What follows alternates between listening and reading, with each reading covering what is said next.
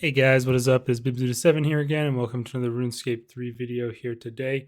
In this video, I'm going to be talking about a topic that's been rather popular and I guess probably not even really controversial on Reddit for quite a while now, basically ever since the Fractured Staff of Armadyl came out, but possibly even before that, but to a lesser extent for sure. The Fractured Staff of Armadyl is what really sparked this whole issue and discussion, and I'm going to be giving my thoughts on it. The main reason that I wanted to do this is because I think I actually might have the legitimately unpopular opinion in this scenario, and I want to see if anybody else feels the same way or any counter arguments that people might have in the comments or anything like that. As far as the video itself, I'm just going to be standing here burning these sharp shell things from the new Anachronia thing.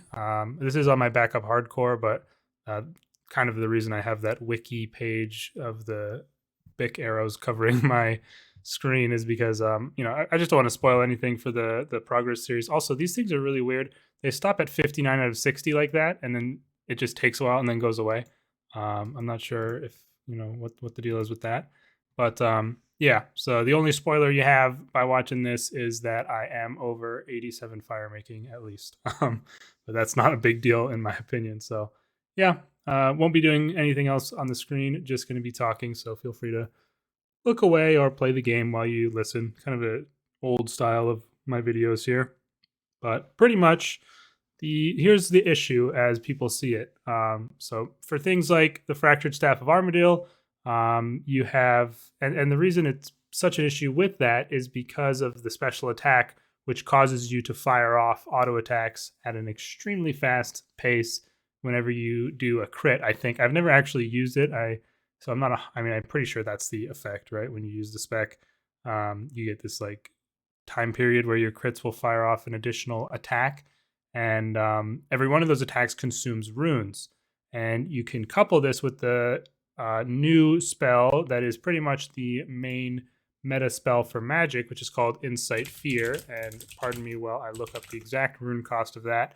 It costs 2 blood runes, 1 soul rune, and 10 water runes per cast of this spell. So when you're using the Fractured Staff of Armadyl special attack, as you might be able to assume, that will use up a ton of water runes over the very short period of time that you might even be in the spec. It can use up tons and tons of water runes as it's firing off this spell. And the reason this spell is the best or whatever as far as people are concerned for magic is because it gives you a stacking buff that makes your tsunami cost way less adrenaline, and that makes tsunami much more worth using. Tsunami in turn increases, or does it? Maybe it doesn't increase your crit rate. It just gives you more adren off crits, I think.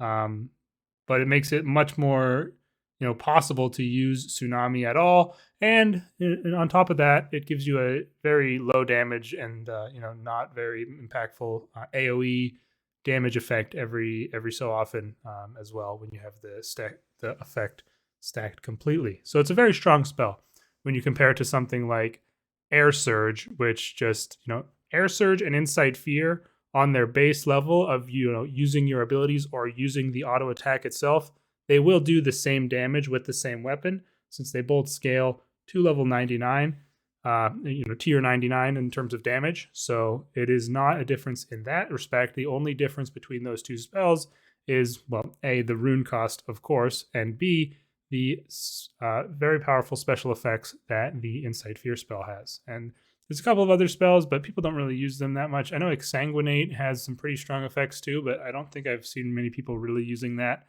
And those are the two big ones from what's it called? City of Sentiston, right? Is what you need for those. So yeah, that is the Insight Fear spell for anybody who didn't know. And then of course the next thing that has sparked this issue to be discussed a lot once again is the brand new Elder God arrows that came out on Monday. And the reason that this is an issue, or well, I haven't gotten into the reason it's an issue exactly, but 10 water runes per spell cast for the other spell, and then you have these arrows, which the most powerful kind of it depends on the situation, but the generally most powerful, as far as I understand it, are these Bic arrows, and these things apply a stack of Evolving Toxin, which makes your target take plus 2% poison damage per stack. And this maxes out at 200 stacks, meaning you can eventually get your target to take 400% poison damage over the very long term if you have enough time to fully stack this ability, which is rather rare. But even when you don't fully stack it, it still is very strong because of how often poison procs in the game and how much damage it already dealt when you're using weapon poison and Cinderbanes and things like that. Anything is susceptible to poison would take a lot of damage from it, and this will just increase that damage for pretty much no loss in any other sense. And it even has a sorry about that. It even has 30 seconds of time where it will not be removed if you don't use the arrows to reapply the stacks. So you can technically get it to max stacks, or a certain amount of stacks that you want, and then switch to another arrow that you want to use instead. That will make your you'll still get the poison damage bonus and the bonus of whatever other arrow you might be using. And these things require 15 Dyne arrows, which are really not difficult to get. The Dyne arrow materials are very fast to gather. You can get a large quantity of them in a pretty short amount of time from the new Anachronia farm activities, in my experience. So getting the arrows themselves is not too bad. And then per arrow, you'd require 3 resonant anima from that Elder God Wars boss area. So as you can see on the screen, the one that I have pulled up, you need 15 Dyne arrows and 45 resonant anima of Bic. It does not have to be the tradable version there. That's just there, I guess, so they can list the price. You can do either version, and then you'll get 15 arrows of Bic from that, or Bic arrows. And yeah, that's basically the size of it there. And basically what people say is things like, for these Bic arrows, you really don't get resonant anima of Bic very often. It is a very low rate, and I think they've actually said they are going to be buffing the rate. But even when they buff the rate, it's not really going to be, I'm sure it won't really be, what am I trying to say exactly? I'm sure it really won't be that big of a buff such that this issue is completely gone.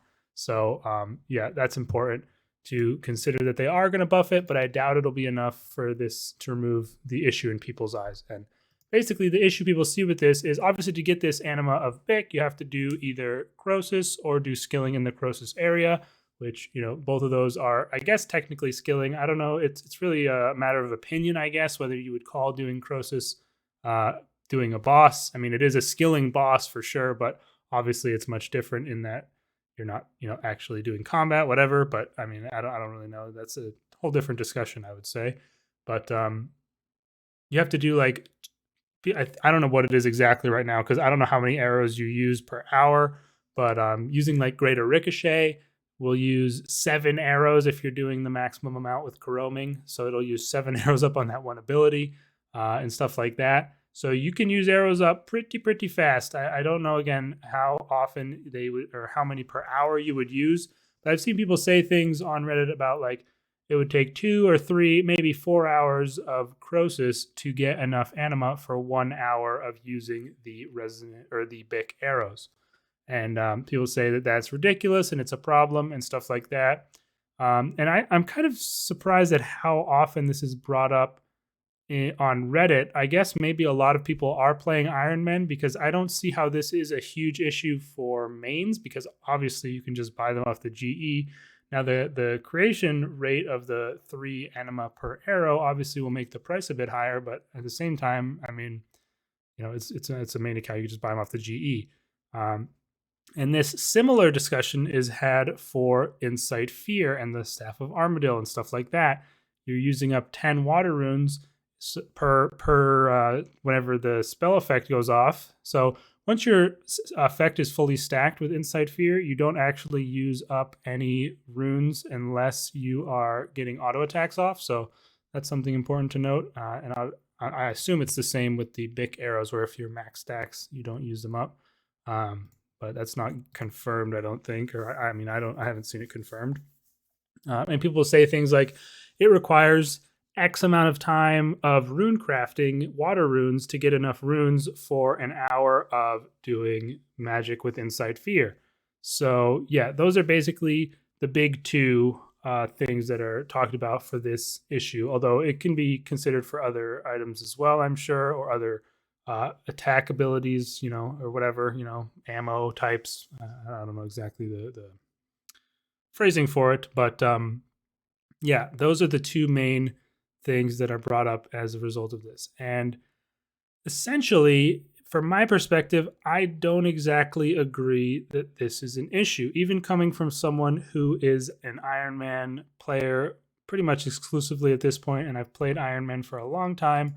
I've played on 3 separate hardcore Iron Man accounts and gotten all of them to quite high level. Obviously, I have my other account that's maxed, fresh and firm. So I do have quite a bit of experience playing Iron Man, and I think I have a good perspective on this because, I mean, first of all, I guess maybe if I'm wrong in the respect, like I see this as mainly an Iron Man issue because, like I said, you can buy things on the GE as a main, and of course, although this would, these things, if you consider them an issue, would be part of increasing the price. At the same time, I don't feel like that's a valid argument in general, considering the power of these things.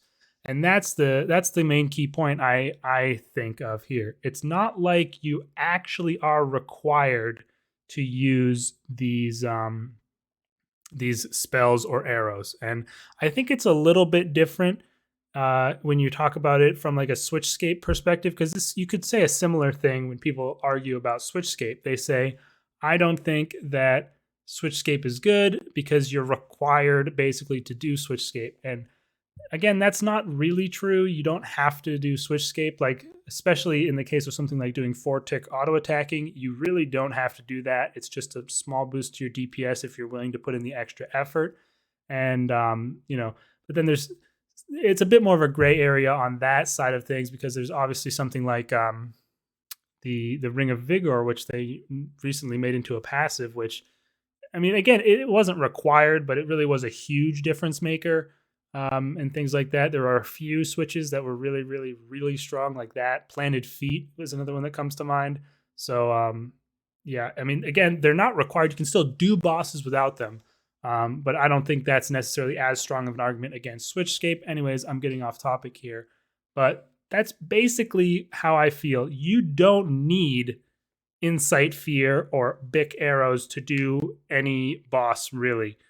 Maybe like 4K Enrage, Arch Glacier, or like really high Enrage bosses like that, but even then you probably don't need it. And if you do, I mean, that's a super niche case and doesn't really count for the discussion, I wouldn't say.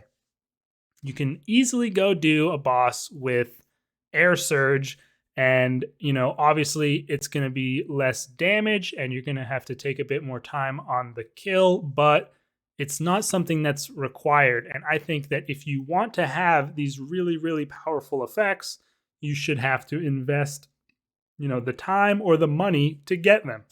And that's just, I mean, again, this is just my opinion, and I'm interested to see what people think in the comments after hearing me talk about this. But I guess it kind of comes from the perspective of efficiency for a lot of people, or maybe doing content that they don't necessarily want to do to get items for PvM. But I mean, that's just how the whole game works at this point. I mean, I don't understand. You can't really argue that you wouldn't want to have to do different content to get items to do your PvM, especially if you're an Iron Man, because I mean, that's what you signed up for.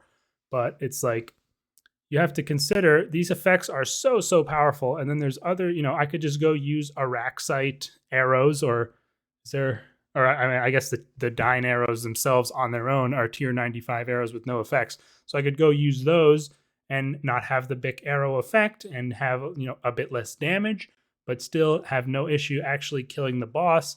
And, that's kind of where the perspective of maybe being on a hardcore has made that easier for me to see, or maybe has even skewed me a little bit in that direction. Like, as a hardcore account, obviously my priority is not dying, and therefore I want to be able to use the best stuff that I can, so I can kill the boss with as much safety and as much, I guess, speed as possible to not die. And I'm willing, as a player, to go out of my way to get those things. And if I have to do a bunch of Croesus to get some Bic arrows to make a boss that I want to do later easier, I'm perfectly willing to do that, and that makes sense to me as something I have to do if I want these extremely powerful items and effects. But I guess where other people are thinking of it from is like as a term, as an approach of efficiency, where if you don't have Insight Fear or you don't have the Bic arrows, you're killing the boss quite a bit slower in most of these cases. But I mean, you can also say, what if you don't have the Fractured Staff of Armadillo? I mean, how much does that cost? That obviously would eat into your efficiency by a ton if you didn't have that. So it's hard to see this argument if you're not someone who already has all the best items, which is not a lot of people, if any. I mean, well, obviously some people have everything that is best in slot, but that's very, very few people, especially nowadays with all the new Elder God War stuff that is so expensive. But yeah, like you don't need all of these best in slot things, but if you have them, it makes the boss easier or faster. And people always seem to think, I've never been a big fan of the whole like super efficiency based mindset that has evolved in RuneScape 3 over the years. And I feel like that's partially where this stems from. Like, if I don't have Insight Fear, I am wasting my time killing this boss. So I have to go and get Insight Fear to kill the boss. Whereas you could just say, oh, I don't really have the runes to use up on Insight Fear right now on this boss, so I'll just use a different spell, or I'll, just use Air Surge or whatever. People don't really do that. They just think, I have to have this best spell possible to kill this boss. Otherwise, there's no way I'm going to, be able to do it, or it's just going to be a waste of my time. So that's pretty much the whole thing there, I guess. That's pretty much the whole argument, and that's my perspective on it. Like, I don't agree with the fact that it is necessarily an issue. And again, it's anyone's opinion what you think, but do please let me know in the comments your guys' thoughts on this. I think for effects so powerful like these, you should have to, spend either money on a main account or time on an Iron Man to get them to do what, the PvM content that you want.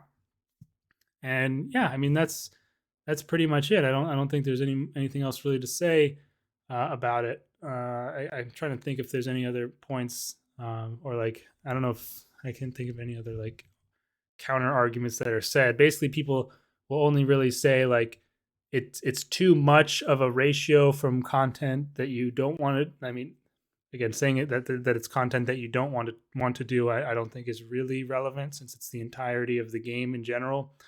But at the same time, if you're on a main, you can just buy it. As I've said, I'm just repeating myself at this point.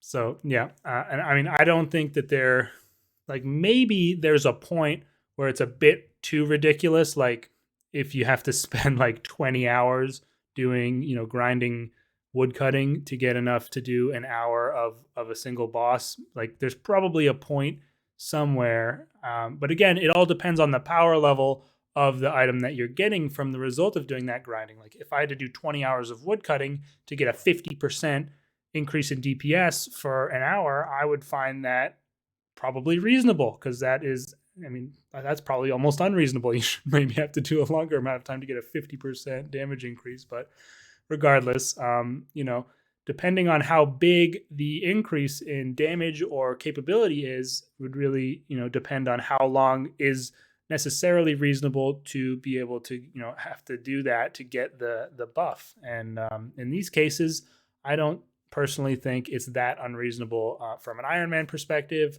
And again, like I've been saying, from a main perspective, I don't really follow the argument exactly, since it is just buyable off the GE, and you can almost always, if not always, make back your money from these things, unless you're going to like Bando's God Wars dungeon with the Bic arrows or something like that. Yeah, that's basically it, you guys. I just thought I'd make this video. It's something I've been thinking about, pretty much all week since the release of these arrows, and people talking about them on Reddit and saying how the anima is not enough. And, I'm perfectly fine with them buffing the amount of Bic anima you get, mainly because it's not really not really consistent with how much anima you can get from the other bosses. But also, I have no issue with them actually going down a route that makes these things easier to get. But I just personally don't find it to be something that's needed. So yeah, that's basically it. Like, I have no issues with them doing it, but I'm not out here clamoring for it to be done. And I see why they might not want to do it, because of how strong these effects are and how people should have to work to get them. That's about it. So yeah, I hope you guys enjoyed this video of me rambling. Let me know your thoughts on this issue down in the comments. I'll probably have another episode of my hardcore out pretty soon, and then of course we do have Monday. I don't think we have any more updates this month. We're probably getting the quest next month, I would assume, and then yeah, we'll see what that's all about. But hopefully we get like a ninja strike this month or something. But either way, I'll cover whatever comes out tomorrow if there's anything, and I will see you guys then. Peace out.